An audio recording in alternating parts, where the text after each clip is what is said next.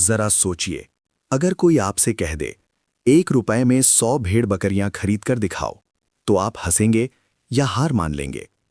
लेकिन जब यही सवाल सम्राट अकबर ने बीरबल से पूछा, तो पूरा दरबार सन्न रह गया। क्या ये चुनौती असंभव थी, या असंभव सिर्फ हमारी सोच में होता है?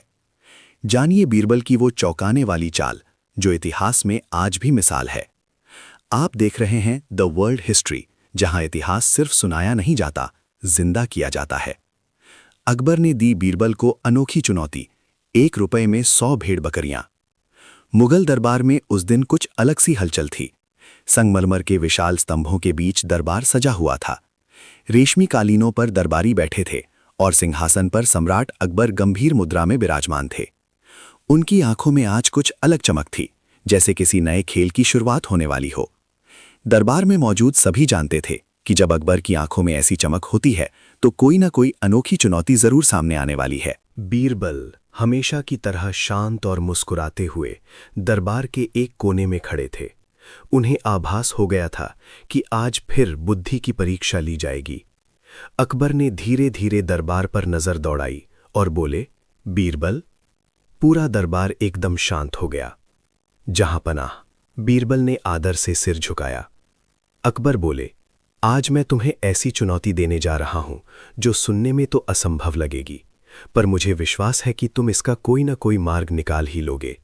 दरबारियों के बीच फुसफुसाहट शुरू हो गई। अकबर ने घोषणा की, तुम्हें सिर्फ 1 रुपए में 100 भेड़ बकरियां खरीद कर दिखानी है। ये सुनते ही दरबार में सन्नाटा छा गया। कुछ दरबारी हंस पड़े, कुछ ने एक दूसरे की ओर देखकर सिर हिलाया। किसी ने धीमे से कहा, यह तो नामुमकिन है। उस समय 1 रुपए में एक भेड़ या बकरी खरीदना भी असंभव के बराबर था, और 100 तो दूर की बात थी। अकबर ने मुस्कुराते हुए पूछा, क्यों बीरबल, क्या ये चुनौती तुम्हारे लिए भी कठिन है? बीरबल ने जरा भी घबराहट नहीं दिखाई। वे बोले, जहां पनाह, चुनौती कठिन नहीं होती, कठिन तो केवल उसका रास्ता होता है। मुझे कुछ समय दीजिए। अकबर हंसे, तुम्हारे पास 3 दिन है। यदि तुम असफल रहे तो तुम्हें दरबार में अपनी हार स्वीकार करनी होगी। बीरबल ने आदर से सिर झुकाया और दरबार से बाहर निकल आए। बीरबल का चिंतन। दरबार से निकलकर बीरबल सीधे अपने कक्ष में पहुंचे। उन्होंने 1 रुपए का सिक्का हाथ में लिया और उसे देर तक देखते रहे। समस्या रुपए की नहीं, वे मन ही मन बोले, समस्या सोच की है। बीरबल जानते थे कि बाजार में जाकर सीधे भेड़ बकरियां खरीदना मूर्खता होगी। उन्हें किसी ऐसे रास्ते की जरूरत थी जहां खरीद नहीं बल्कि समझदारी काम आए। उन्होंने शहर के बाहर की ओर जाने का निश्चय किया, वहां जहां चरवाहे, पशुपालक और व्यापारी रहते थे। चरवाहों की बस्ती। बीरबल साधारण वेश में शहर से बाहर पहुंचे। वहां एक खुला मैदान था जहां कई चरवाहे अपनी भेड़ बकरियां चरा रहे थे। घंटियों की मधुर आवाज हवा में गूंज रही थी। बीरबल ने एक बुजुर्ग चरवाहे से बात शुरू की। बाबा, बीरबल बोले, आप इन भेड़ बकरियों से कितना कमा लेते हैं? चरवाहा बोला, मालिक, रोज का खर्च निकल आता है। कभी ऊन बिकती है, कभी दूध, कभी कोई जानवर बेच देते हैं। बीरबल ने मुस्कुराकर पूछा, अगर कोई ऐसा तरीका हो जिससे आपकी आमदनी बिना मेहनत बढ़ जाए तो? चरवाहा चौंका, ऐसा कैसे हो सकता है? बीरबल ने अपनी चाल चलनी शुरू कर दी। बीरबल की योजना। बीरबल ने एक एक करके कई चरवाहों से बात की। उन्होंने सबको एक ही बात समझाई, आप सबके पास भेड़ बकरियां हैं, लेकिन आप सब अलग अलग काम करते हैं। अगर आप सब मिलकर एक छोटा सा समूह बना लें तो आपकी ताकत बढ़ जाएगी। चरवाहे ध्यान से सुनने लगे। बीरबल बोले, मैं आपको 1 रुपए में एक नई योजना में शामिल करूंगा। उस रुपए से मैं कुछ ऐसा करूंगा जिससे आप सबको फायदा होगा। चरवाहे सोच में पड़ गए। 1 रुपया कोई बड़ी रकम नहीं थी। एक युवक बोला, अगर नुकसान हो गया तो? बीरबल मुस्कुराए, नुकसान केवल 1 रुपए का होगा, पर फायदा 100 गुना भी हो सकता है। आखिरकार 100 अलग अलग चरवाहे तैयार हो गए। हर किसी ने एक एक भेड़ या बकरी को साझा योजना में शामिल करने की सहमति दे दी, बदले में सिर्फ 1 रुपए की प्रतीकात्मक भागीदारी पर। समझदारी का सौदा। अब बीरबल के पास कागज पर एक सूची थी, 100 नाम, 100 भेड़ बकरियां। वास्तव में उन्होंने कोई जानवर खरीदा नहीं था, बल्कि साझेदारी का अधिकार लिया था। बीरबल ने 1 रुपया लिया और उससे एक साधारण सा दस्तावेज तैयार करवाया, जिसमें लिखा था कि इन 100 भेड़ बकरियों की देखरेख गिनती और व्यवस्था की जिम्मेदारी बीरबल की होगी और मुनाफा सभी में बांटा जाएगा। चरवाहे खुश थे, उन्हें लगा कि कोई समझदार आदमी उनके भले की सोच रहा है। बीरबल मुस्कुराए, काम हो गया। दरबार में वापसी। 3 दिन पूरे हुए, दरबार फिर से सजा। अकबर ने पूछा, क्यों बीरबल, क्या तुम अपनी हार स्वीकार करने आए हो? बीरबल ने शांत स्वर में कहा, जहां पनाह, मैं आपकी चुनौती पूरी करके आया हूं। दरबारियों में हलचल मच गई। असंभव, ये कैसे हो सकता है? अकबर ने आंखें सिकोड़कर पूछा, तो दिखाओ 100 भेड़ बकरियां। बीरबल ने संकेत किया। बाहर से 100 भेड़ बकरियों को लाया गया। पूरा दरबार उन्हें देखकर स्तब्ध रह गया। अकबर सिंहासन से उठ खड़े हुए। ये कैसे संभव हुआ, और वो भी सिर्फ 1 रुपए में? बीरबल का उत्तर। बीरबल ने 1 रुपया आगे बढ़ाया और बोले, जहां पनाह, मैंने 1 रुपए से भेड़ बकरियां नहीं खरीदी, मैंने लोगों का भरोसा खरीदा। उन्होंने पूरी योजना विस्तार से समझाई। साझेदारी, समझदारी और सामूहिक लाभ की शक्ति। अकबर जोर से हंसे। बीरबल, अकबर बोले, तुमने फिर साबित कर दिया कि धन से बड़ी चीज बुद्धि होती है।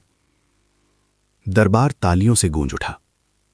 दरबार में तालियों की गूंज धीरे धीरे शांत हो गई थी, लेकिन अकबर के चेहरे पर अब भी वही गंभीर मुस्कान थी। उन्होंने सिंहासन पर वापस बैठते हुए बीरबल को ध्यान से देखा। ये वही नजर थी जो बताती थी कि चुनौती पूरी हो चुकी है, पर खेल अभी समाप्त नहीं हुआ। अकबर ने धीमे स्वर में कहा, बीरबल, तुमने मेरी चुनौती पूरी कर दी, लेकिन क्या तुम ये मानते हो कि ये काम कोई भी कर सकता था? ये प्रश्न सुनकर दरबार में फिर से सन्नाटा छा गया। दरबारी समझ गए कि अब बात केवल भेड़ बकरियों की नहीं रही, बल्कि बुद्धि की गहराई की परीक्षा शुरू हो चुकी है। बीरबल ने बिना किसी जल्दबाजी के उत्तर दिया, जहां पनाह, हर व्यक्ति के पास अवसर होता है, पर हर व्यक्ति उसे देखने की दृष्टि नहीं रखता। अकबर में भौएं उठाईं। तो क्या तुम ये कहना चाहते हो कि जिन चरवाहों से तुम मिले वे स्वयं ये उपाय नहीं सोच सकते थे? बीरबल मुस्कुराए। जहां पनाह, वे अपनी मेहनत में इतने व्यस्त थे कि सोचने का समय ही नहीं मिला। कभी कभी इंसान के पास साधन होते हैं, लेकिन दिशा नहीं होती। अकबर कुछ पल चुप रहे, फिर उन्होंने एक इशारे से दरबार में मौजूद एक मंत्री को आगे बुलाया। मंत्री ने आदर से सिर झुकाया। बताओ, अकबर बोले, अगर तुम्हें यही चुनौती दी जाती तो तुम क्या करते? मंत्री घबरा गए। जहां पनाह, मैं तो इसे असंभव मान लेता। अकबर ने उसी क्षण कहा, और यही अंतर है एक साधारण सोच और बीरबल की सोच में। दरबार में बैठे कई लोग अब बीरबल को नई नजर से देखने लगे थे, लेकिन इसी बीच दरबार के एक कोने से एक भारी स्वर गूंजा, जहां पनाह, मुझे कुछ कहने की अनुमति दी जाए। ये स्वर एक अमीर व्यापारी का था, जो अक्सर दरबार में अपनी चतुराई का प्रदर्शन किया करता था। अकबर ने अनुमति दे दी। व्यापारी आगे बढ़ा और बोला, बीरबल ने भेड़ बकरियां खरीदी नहीं, केवल कागजों पर उनका अधिकार लिया। क्या इसे सच में खरीद कहा जा सकता है? दरबार में खुसर फुसर शुरू हो गई। अकबर ने बीरबल की ओर देखा। तुम क्या कहोगे इस पर? बीरबल बिल्कुल शांत थे। जहां पनाह, अगर किसी वस्तु से लाभ और अधिकार मिल जाए तो उसे क्या नाम दिया जाए, ये महत्वहीन हो जाता है। उन्होंने व्यापारी की ओर देखकर कहा, आप जब किसी जहाज में माल भेजते हैं तो क्या हर दिन उसे देखने जाते हैं या केवल कागज पर भरोसा करते हैं? व्यापारी निरुत्तर हो गया। अकबर मुस्कुरा दिए। उत्तर मिल गया। लेकिन बीरबल जानते थे कि असली परीक्षा अभी बाकी है। अकबर अचानक गंभीर हो गए और बोले, बीरबल, तुम्हारी बुद्धि ने आज तुम्हें जीत दिलाई, लेकिन याद रखो, बुद्धि के साथ जिम्मेदारी भी आती है। उन्होंने चरवाहों को दरबार में बुलाने का आदेश दिया। कुछ देर बाद वे सभी चरवाहे दरबार में उपस्थित थे। वे घबराए हुए थे, क्योंकि पहली बार ऐसे वैभवपूर्ण दरबार में आए थे। अकबर ने उनसे पूछा, क्या तुम सबने अपनी भेड़ बकरियां बीरबल को दी थीं? चरवाहों ने एक साथ कहा, नहीं जहां पनाह, हमने केवल उनका प्रबंध करने का अधिकार दिया था। अकबर ने सिर हिलाया। और क्या तुम्हें इससे लाभ हुआ? एक बुजुर्ग चरवाहा आगे आया। जहां पनाह, हमें पहली बार लगा कि हम अकेले नहीं हैं। हमारी भेड़ बकरियों की गिनती हुई, देखभाल सुधरी और हमें भरोसा मिला। अकबर ने गहरी सांस ली। तो बीरबल ने केवल चुनौती नहीं जीती, बल्कि लोगों को जोड़ने का काम भी किया। फिर उन्होंने बीरबल की ओर देखकर कहा, आज से ये योजना शाही संरक्षण में चलेगी। ये सुनते ही दरबार में आश्चर्य की लहर दौड़ गई। बीरबल ने विनम्रता से कहा, जहांपनाह, ये सब आपकी कृपा से संभव हुआ। अकबर बोले, नहीं बीरबल, ये तुम्हारी सोच का परिणाम है। लेकिन अकबर के मन में एक और प्रश्न उठ रहा था। उन्होंने धीरे से कहा, अगर कल कोई और इससे भी कठिन चुनौती आई तो क्या तुम्हारी यही सोच काम आएगी? बीरबल ने मुस्कुराकर उत्तर दिया, जहांपनाह, चुनौती बदलती है पर सोच वही रहती है। अकबर हंस पड़े। दरबार समाप्त हुआ, पर उस दिन दरबार से निकले हर व्यक्ति के मन में एक ही बात थी, असंभव केवल तब तक होता है जब तक कोई उसे सोचने की हिम्मत ना करे। और बीरबल, वे जानते थे कि अकबर के मन में अब अगली और भी कठिन चुनौती जन्म ले चुकी है। दरबार समाप्त होने के बाद भी अकबर के मन में शांति नहीं थी। सिंहासन से उठकर वे अपने कक्ष की ओर बढ़े, लेकिन उनके कदमों की गति धीमी थी। बीरबल की बुद्धि ने एक बार फिर साबित कर दिया था कि असंभव केवल सोच की कमी है। फिर भी अकबर के भीतर एक सम्राट की जिज्ञासा जाग चुकी थी। क्या सच में बीरबल हर परिस्थिति में यही चाल चल पाएगा? रात बीत चुकी थी और अगले दिन अकबर ने विशेष दरबार बुलाने का आदेश दिया। ये कोई साधारण सभा नहीं थी। इसमें केवल चुनिंदा मंत्री, सेनापति और वे लोग थे जो स्वयं को अत्यंत बुद्धिमान समझते थे। बीरबल भी बुलाए गए। अकबर ने बिना भूमिका बांधे कहा, बीरबल, कल तुमने कहा था कि चुनौती बदलती है, सोच नहीं। आज मैं वही सोच पर रखना चाहता हूं। दरबार में मौन छा गया। अकबर बोले, आज की चुनौती पहले से भी कठिन है। तुम्हें ना तो बाजार जाना है, ना किसी चरवाहे से मिलना है, ना किसी समझौते पर हस्ताक्षर करने हैं। बीरबल ने शांत स्वर में पूछा, तो आज मुझे क्या करना होगा जहांपनाह? अकबर की आंखों में गहरी चमक थी। तुम्हें यह साबित करना है कि वही 100 भेड़ बकरियां वास्तव में मेरी हैं, बिना उन्हें यहां लाए, बिना किसी को आदेश दिए और बिना किसी को कुछ दिए। दरबार में हलचल मच गई। ये तो पिछली चुनौती से भी अधिक असंभव लग रही थी। कुछ दरबारी मुस्कुरा रहे थे, मानो इस बार बीरबल फंस ही गए हों। बीरबल कुछ क्षण मौन रहे। उन्होंने आंखें बंद कीं, जैसे भीतर ही भीतर कोई चित्र बना रहे हों। फिर उन्होंने कहा, जहांपनाह, मुझे केवल एक बात की अनुमति चाहिए। अकबर ने कहा, कहो। मुझे दरबार में वही लोग चाहिए जो कल यहां उपस्थित थे। अकबर ने इशारा किया और कुछ ही देर में वे चरवाहे भी दरबार में खड़े थे, साथ ही वे मंत्री और व्यापारी भी जिनकी कल बहस हुई थी।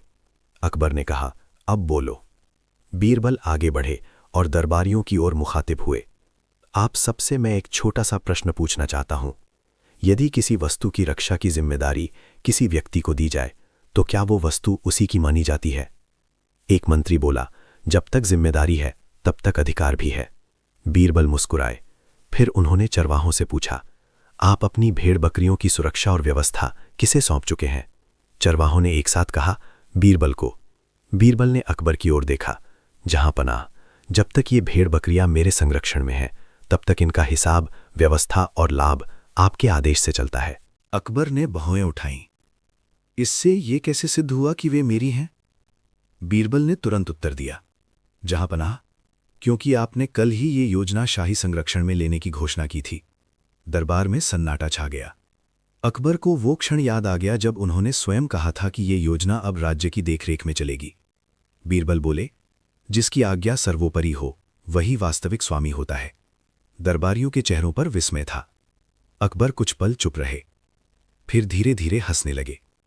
ये हंसी साधारण नहीं थी। ये उस सम्राट की हंसी थी जिसे अपनी भूल और बीरबल की चाल दोनों समझ आ चुकी थी। तो तुमने मेरी ही बातों को मेरी चुनौती का उत्तर बना दिया? अकबर बोले। बीरबल ने सर झुकाया।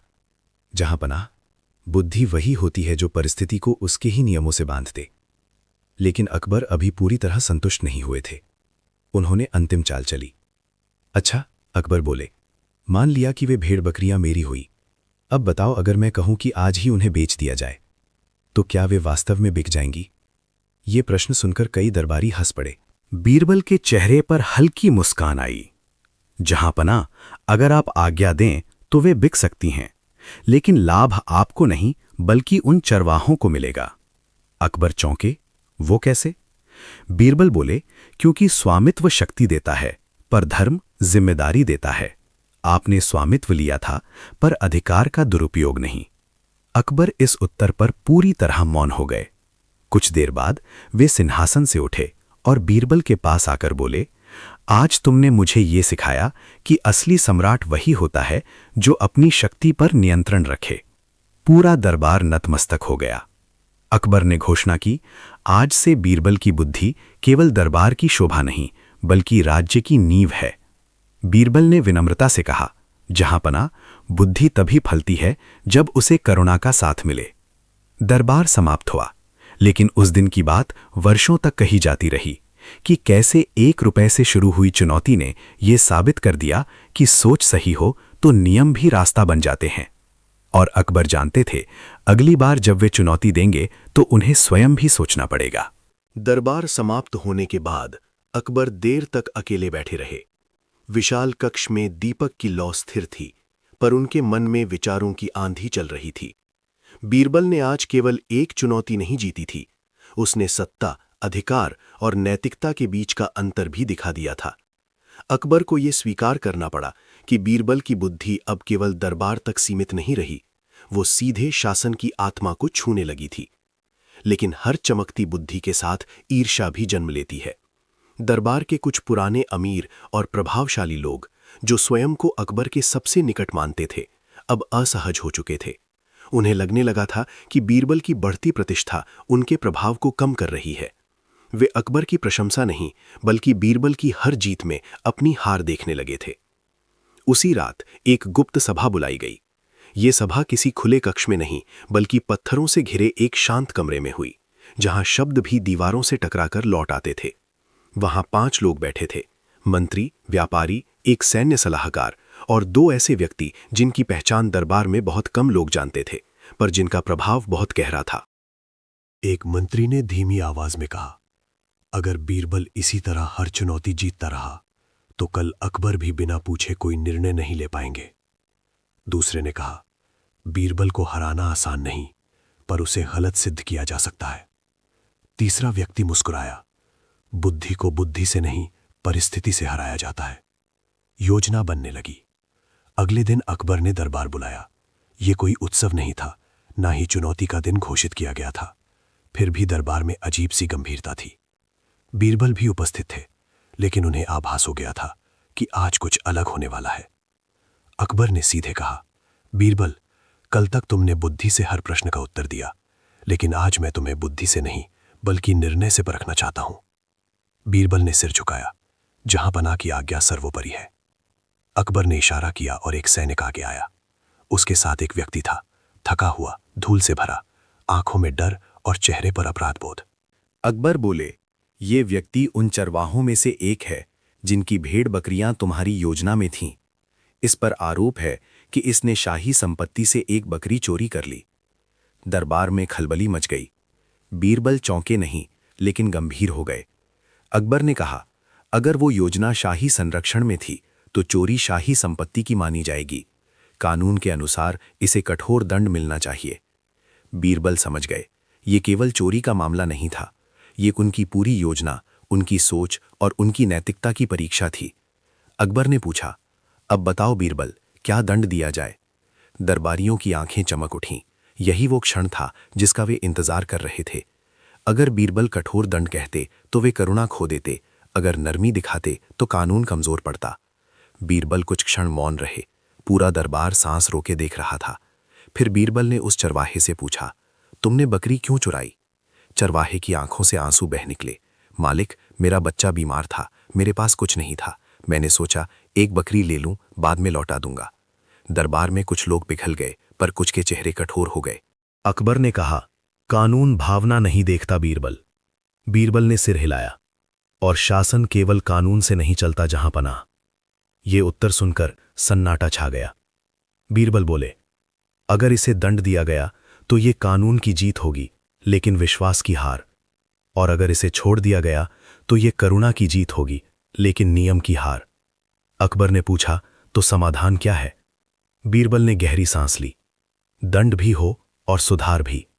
उन्होंने आदेश दिया कि उस चरवाहे को वही बकरी वापस करनी होगी, लेकिन दंड के रूप में उसे कुछ समय तक शाही पशुशाला में सेवा करनी होगी, ताकि वो समझ सके कि संपत्ति का मूल्य क्या होता है। दरबार 2 भागों में बट गया। कुछ ने इसे बुद्धिमानी कहा, कुछ ने कमजोरी। लेकिन खेल अभी खत्म नहीं हुआ था। उसी समय एक व्यापारी आगे आया। जहां पना, अगर आज एक को माफी मिली तो कल 100 चोरी होंगी। ये वही व्यापारी था जिसने पहले भी बीरबल पर प्रश्न उठाए थे। अकबर ने बीरबल की ओर देखा। बीरबल बोले, अगर आज एक को न्याय मिला तो कल 100 अपराध रुकेंगे। ये उत्तर सीधे व्यापारी के दिल पर लगा। पर असली वार तब हुआ जब उसी शाम अकबर के पास एक गोपनीय पत्र पहुंचा। पत्र में लिखा था कि बीरबल ने जानबूझकर उस योजना को इस तरह बनाया कि शाही नियमों में भ्रम पैदा हो, ताकि भविष्य में वे सत्ता को प्रभावित कर सकें। अकबर चुप रहे। ये आरोप साधारण नहीं था। अगले दिन विशेष दरबार बुलाया गया। अकबर ने सबके सामने पत्र पढ़ा। दरबार में सन्नाटा छा गया। बीरबल पर पहली बार खुलेआम संदेह किया गया था। अकबर ने पूछा, बीरबल, क्या तुमने कभी सत्ता को अपने पक्ष में मोड़ने की कोशिश की? ये सबसे कठिन प्रश्न था। बीरबल ने आंख उठाकर अकबर की ओर देखा। जहां पनाह, मैंने केवल समस्याओं को हल किया है, सत्ता को नहीं। अकबर बोले, लेकिन तुम्हारी बुद्धि इतनी प्रभावशाली हो गई है कि लोग अब उसे कानून से ऊपर मानने लगे हैं। बीरबल झुके, तो ये मेरी नहीं, लोगों की भूल है। दरबार में तनाव बढ़ गया। अकबर ने कहा, आज से कुछ समय के लिए तुम दरबार से दूर रहोगे। ये सुनते ही दरबार में हलचल मच गई। बीरबल ने बिना किसी विरोध के कहा, जहां पनाह की आज्ञा स्वीकार है।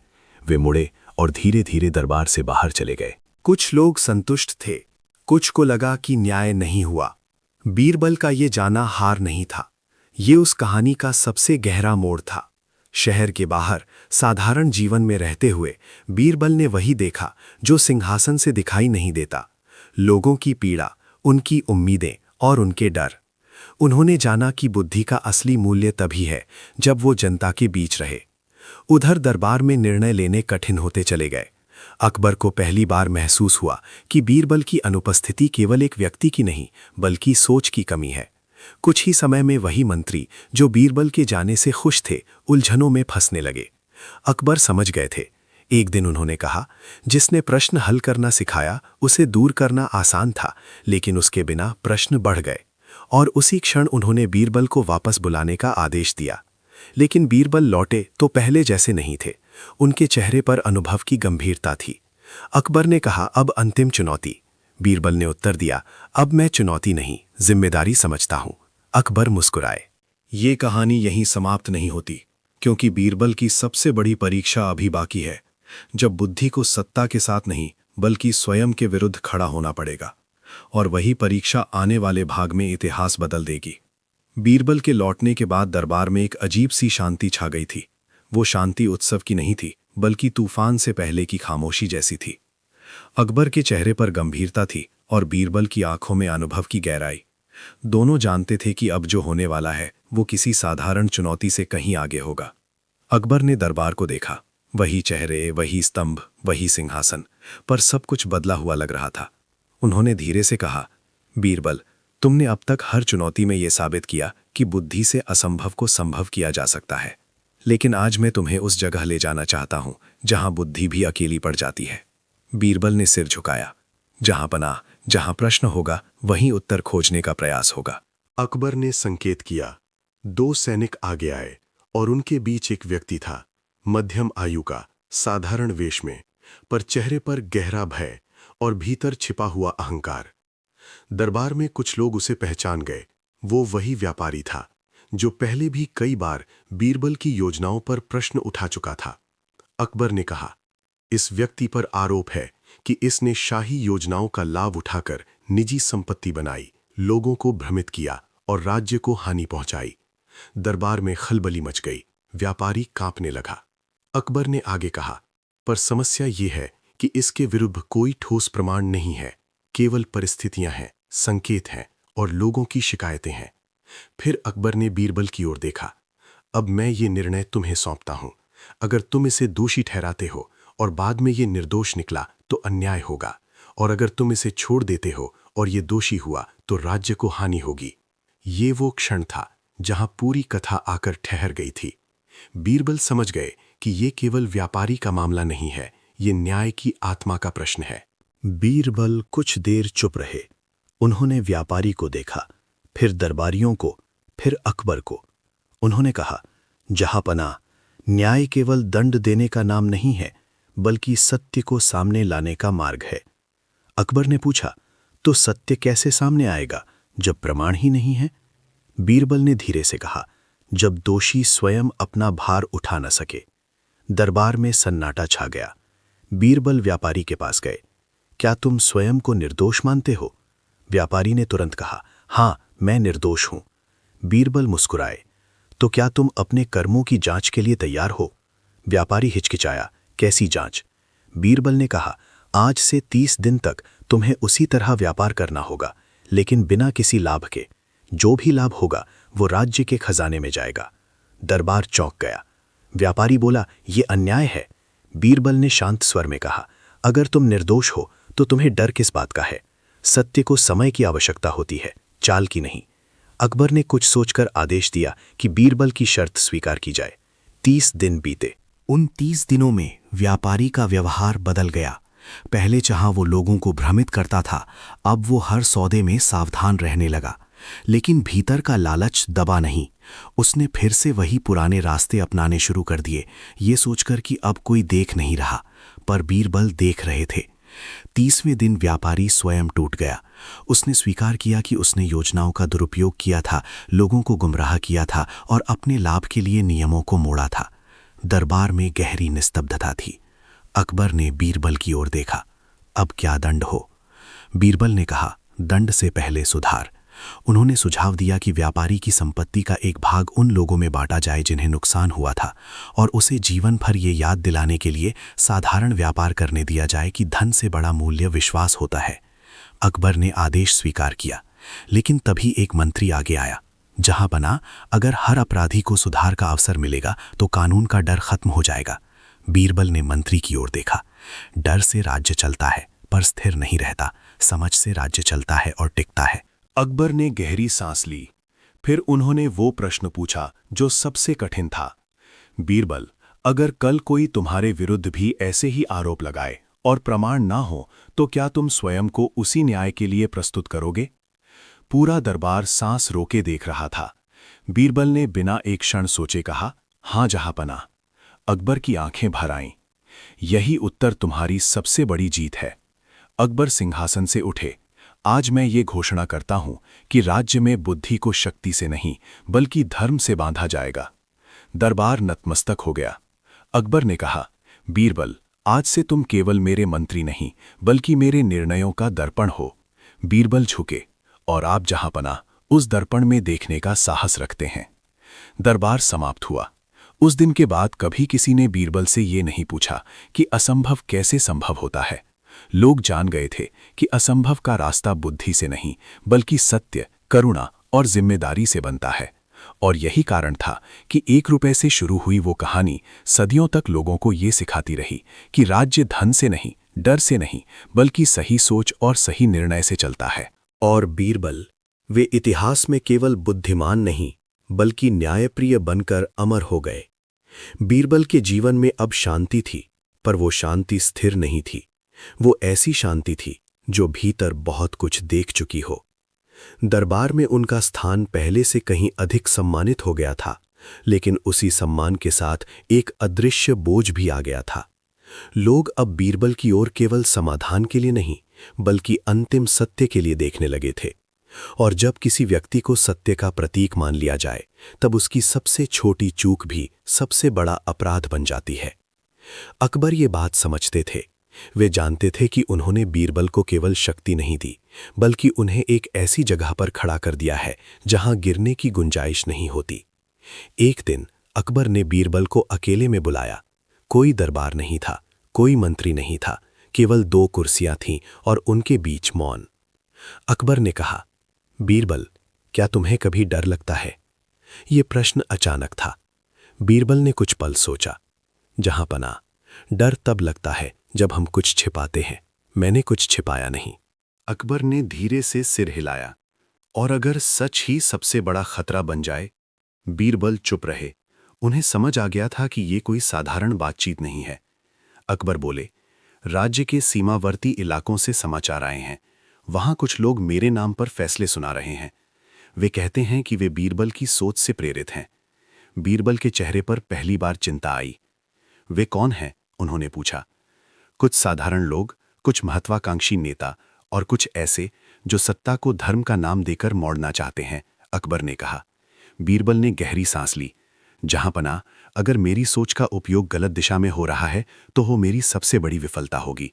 अकबर ने उन्हें देखा। इसीलिए मैं तुम्हें एक अंतिम कार्य देना चाहता हूं। ये न तो आदेश है न चुनौती, ये एक यात्रा है। बीरबल ने सिर झुकाया। मैं तैयार हूं। कुछ ही दिनों में बीरबल साधारण वेश में राज्य के दूर दराज क्षेत्रों की ओर निकल पड़े।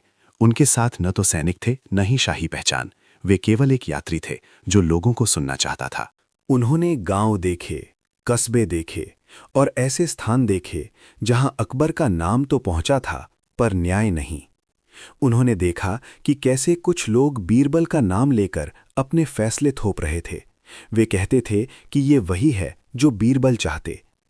बीरबल ने एक स्थान पर एक युवक को सुना जो लोगों से कह रहा था कि शक्ति ही न्याय है, क्योंकि बुद्धि का यही निष्कर्ष है। उस दिन बीरबल देर तक सो नहीं पाए। उन्होंने महसूस किया कि शब्दों की भी जिम्मेदारी होती है। जो कहा जाता है वो केवल उसी का नहीं रहता जिसने कहा, बल्कि उसका भी बन जाता है जो उसे सुनता है। एक गांव में उन्होंने एक बूढ़े व्यक्ति को देखा जो वर्षों से एक छोटे विवाद को सुलझाने की कोशिश कर रहा था, पर लोग किसी बाहरी निर्णय की प्रतीक्षा में थे। बीरबल ने उससे पूछा, तुम खुद क्यों निर्णय नहीं करते? बूढ़े ने कहा, अब लोग अपने विवेक पर भरोसा नहीं करते, वे किसी बड़े नाम की प्रतीक्षा करते हैं। ये सुनकर बीरबल के भीतर कुछ टूट गया। उन्होंने समझ लिया कि सबसे बड़ा खतरा तब आता है जब लोग सोचना छोड़ देते हैं। जब बीरबल लौटे तो वे पहले जैसे नहीं थे। उनकी आंखों में थकान थी, पर उनके शब्दों में पहले से कहीं अधिक स्पष्टता थी। अकबर ने उन्हें देखा और समझ गए कि यात्रा ने अपना काम कर दिया है। बीरबल ने कहा, जहांपनाह, मेरी सोच अगर लोगों को निर्भर बना रही है तो ये गलत है। बुद्धि का उद्देश्य मार्ग दिखाना है, सहारा बनना नहीं। अकबर ने लंबी सांस ली। तो समाधान? बीरबल बोले, अब मुझे पीछे हटना होगा। अकबर चौंक गए। क्या? मुझे दरबार में वही स्थान नहीं चाहिए जो अभी है। जब तक मैं केंद्र में रहूंगा, लोग स्वयं निर्णय नहीं लेंगे। दरबार बुलाया गया। ये एक ऐतिहासिक दरबार था, पर किसी उत्सव के लिए नहीं। अकबर ने सबके सामने कहा, आज बीरबल स्वयं कुछ कहना चाहते हैं। बीरबल आगे आए। उनकी आवाज शांत थी, पर हर शब्द भारी था। उन्होंने कहा कि बुद्धि किसी एक व्यक्ति की संपत्ति नहीं होती। उन्होंने कहा कि अगर लोग उनके नाम पर निर्णय लेने लगे हैं तो ये राज्य के लिए खतरा है। उन्होंने कहा कि वे अब सलाह देंगे, पर अंतिम निर्णय जनता और उनके स्थानीय नेतृत्व पर होगा। दरबार स्तब्ध था। कुछ लोगों ने इसे कमजोरी समझा, कुछ ने इसे त्याग। अकबर ने खड़े होकर कहा, आज बीरबल ने वो किया है जो बहुत कम लोग कर पाते हैं। उन्होंने अपनी शक्ति छोड़ दी ताकि दूसरों की शक्ति जाग सके। उस दिन के बाद बीरबल बदले हुए थे। वे अब हर प्रश्न का उत्तर नहीं देते थे। वे प्रश्न के साथ एक और प्रश्न दे देते थे, और यही उनकी सबसे बड़ी सीख बन गई। समय बीतता गया। बीरबल का नाम अब निर्णय का नहीं बल्कि विवेक का प्रतीक बन गया। लोग उनके पास समाधान नहीं बल्कि समझ लेने आने लगे। और अकबर, वे अब जानते थे कि उन्होंने केवल एक बुद्धिमान दरबारी नहीं पाया, बल्कि एक ऐसा व्यक्ति पाया है जो स्वयं से भी बड़ा हो सका। इतिहास में यही लिखा गया कि बीरबल की सबसे बड़ी जीत कोई चुनौती नहीं थी, बल्कि वो क्षण था जब उन्होंने स्वयं को केंद्र से हटा दिया। क्योंकि वही व्यक्ति सच में महान होता है जो दूसरों को स्वयं महान बनने का अवसर दे। बीरबल के पीछे हटने के निर्णय के बाद दरबार में जो सन्नाटा पसरा, वो केवल एक दिन या एक सभा तक सीमित नहीं रहा। वो सन्नाटा पूरे राज्य में फैल गया, जैसे लोगों को अचानक ये एहसास हो गया हो कि जिस बुद्धि के सहारे वे अब तक चल रहे थे, अब वही बुद्धि उन्हें अपने पैरों पर खड़ा होने को कह रही है। ये आसान नहीं था। वर्षों से लोग प्रश्न लेकर आते रहे थे और उत्तर पाकर लौटते रहे थे। अब उत्तर के स्थान पर प्रश्न मिलने लगे थे, और प्रश्न हम किसी को असहज कर देते हैं। अकबर ने ये परिवर्तन सबसे पहले महसूस किया। वे जानते थे कि बीरबल ने जो किया है वो त्याग से कहीं अधिक है। ये सत्ता के केंद्र को हल्का करना था ताकि उसका भार सब में बंट सके। पर हर परिवर्तन की तरह इसका भी विरोध होना तय था। दरबार के कुछ पुराने चेहरे जो पहले बीरबल की बुद्धि से भयभीत रहते थे, अब उसे अवसर समझने लगे। उन्हें लगा कि जब बीरबल स्वयं पीछे हट गए हैं, तब अब निर्णयों की बागडोर फिर से उनके हाथों में आ सकती है। उन्होंने धीरे धीरे वही पुरानी चालें चलनी शुरू कर दी।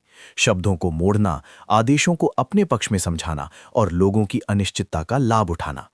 राज्य के एक दूरस्थ क्षेत्र से पहली शिकायत आई।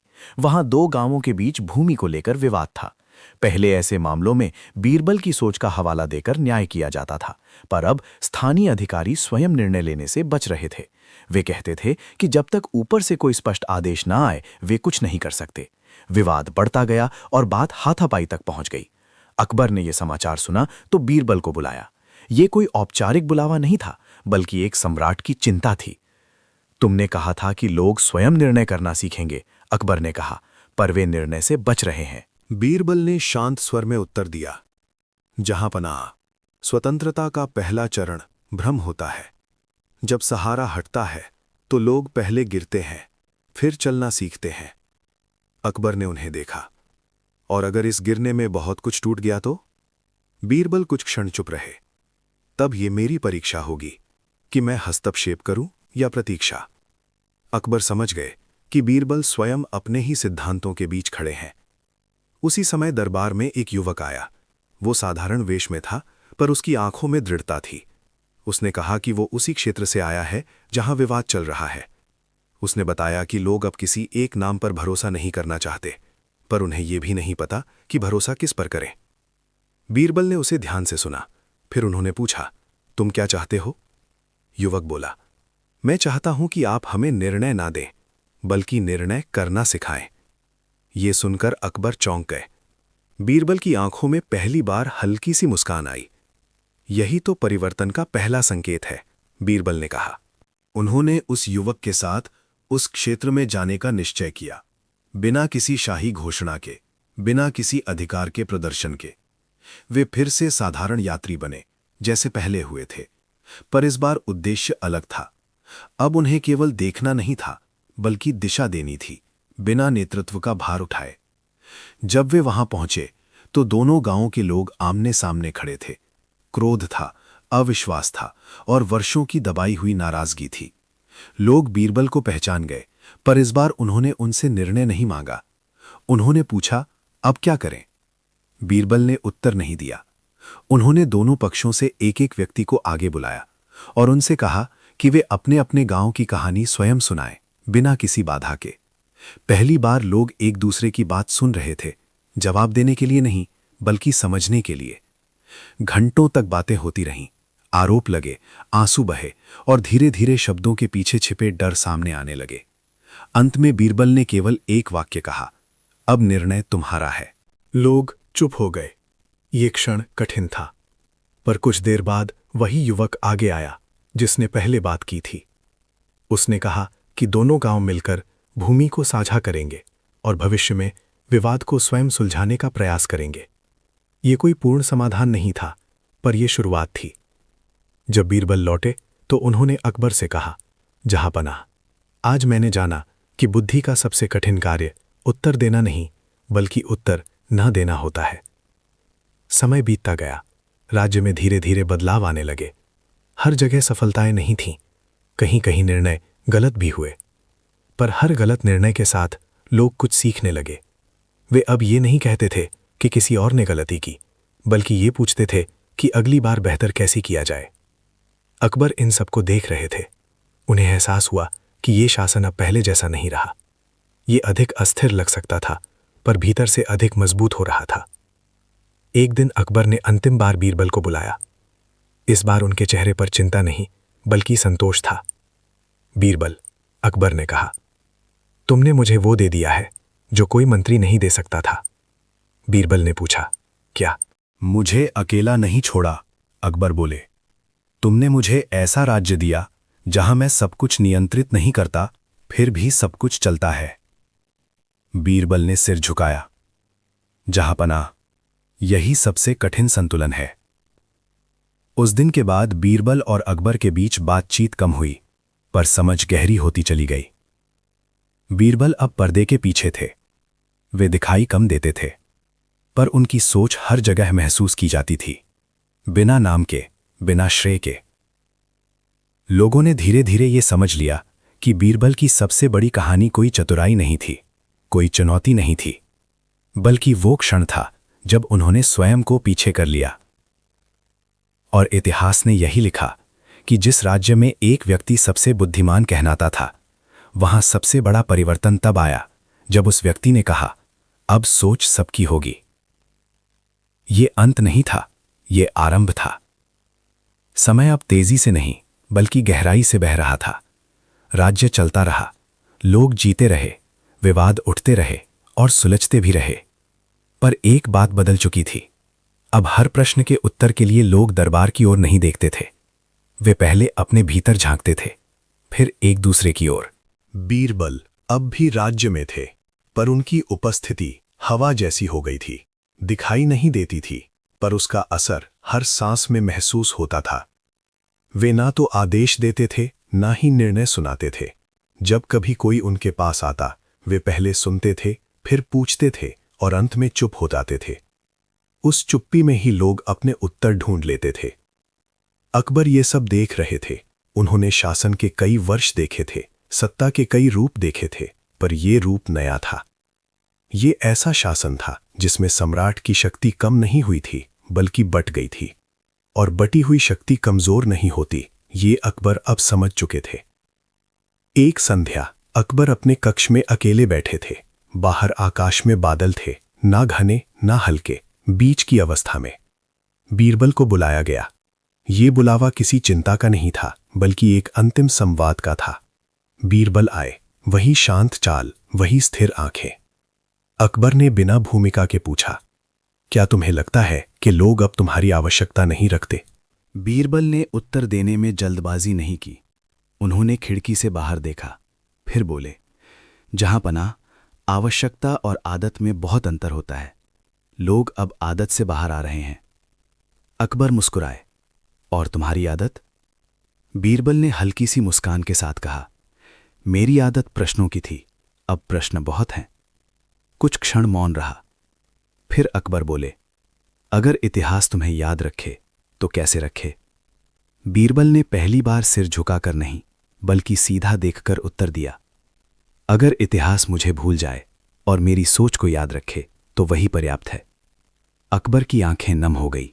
ये एक सम्राट की भावना थी, जो उसने बहुत कम लोगों के सामने दिखाई थी। तुम जानते हो, अकबर बोले, मैंने तुम्हें कई बार परखा, चुनौती दी, उलझाया, पर आज पहली बार लगता है कि तुमने मुझे परख लिया। बीरबल ने शांत स्वर में कहा, जहां पनाह, मैंने कभी आपको नहीं परखा। मैंने केवल स्वयं को आपके सामने ईमानदार रखा। उस दिन कोई घोषणा नहीं हुई, कोई आदेश नहीं निकला, पर उसी दिन ये तय हो गया कि बीरबल अब सक्रिय रूप से दरबार में नहीं बैठेंगे। ये विदाई नहीं थी, ये विलय था, एक विचार का समाज में घुल जाना। समय बीतता गया। लोगों ने बच्चों को कहानियां सुनानी शुरू की। वे कहानियां किसी एक चाल पर समाप्त नहीं होती थीं। वे कहानियां प्रश्न पर समाप्त होती थीं। बच्चे पूछते थे, फिर क्या हुआ? और बड़े कहते थे, अब तुम्हें सोचना है। किसी ने पूछा कि बीरबल कहाँ गए? कोई कहता, वे कहीं यात्रा पर हैं। कोई कहता, वे अब साधारण जीवन जी रहे हैं। कोई कहता, वे अब हर उस व्यक्ति में हैं जो सोचता है। अकबर ने अंतिम वर्षों में एक बात कही थी, जो बाद में लोगों ने याद रखी। उन्होंने कहा था कि राज्य को चलाने के लिए सबसे पहले यह स्वीकार करना पड़ता है कि हर उत्तर सिंहासन से नहीं आता। और जब अकबर का समय पूरा हुआ, तब इतिहास ने यह नहीं लिखा कि उनके साथ कौन था, बल्कि ये लिखा कि उनके समय में लोग सोचने लगे थे। बीरबल का नाम धीरे धीरे कथाओं में बदल गया, पर उनकी सबसे बड़ी कथा वही रही जो कभी लिखी नहीं गई। वो कथा जिसमें एक बुद्धिमान व्यक्ति ने स्वयं को हटाकर दूसरों को आगे बढ़ने दिया। और यही कारण है कि ये कहानी यहाँ समाप्त नहीं होती, क्योंकि जब भी कोई व्यक्ति शक्ति के स्थान पर विवेक चुनता है, जब भी कोई उत्तर देने से पहले प्रश्न पूछता है, जब भी कोई अपने निर्णय की जिम्मेदारी स्वयं उठाता है, वहीं से बीरबल फिर से जन्म ले लेते हैं और यही इस कथा का अंतिम सत्य है।